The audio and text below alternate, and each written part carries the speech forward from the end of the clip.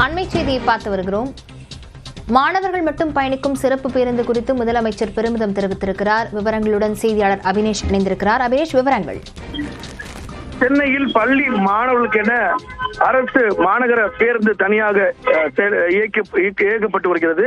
சுமார் 1 மாத காலமாக இத்திட்டம் செயல்படுத்தப்பட்டு வரக்கூடிய நிலையில அது பொதுமக்கள் குறிப்பாக மாணவர்களுடைய பெரிய வரவேற்பை பெற்றிருக்கிறது.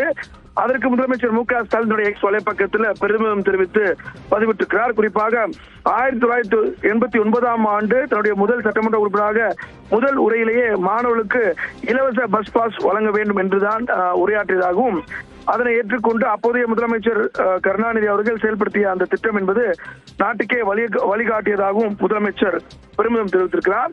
அதன் தொடர்ச்சியாக தற்போது மாணவர் மற்றும் சிறப்பு பேருந்துகளை திமுக ஆட்சியில் இயக்கி வருவதாகவும், இதில் போக்குவரத்து அமைச்சர் சிவசங்கர் மற்றும் அதிகாரிகளும் இத்திட்டத்தின் செயல்பாட்டை தொடர்ந்து விழிப்போடு கண்காணித்து மேலும் மேலும் இந்த திட்டத்தை சிறப்பாக செயல்படுத்த வேண்டும் என வாழ்த்துவதாக முதலமைச்சர் மு க ஸ்டாலின் எக்ஸ் வலைப்பக்கத்தில் பதிவிட்டிருக்கிறார். லாவண்யா, விவரங்களுக்கு நன்றி அபினேஷ்.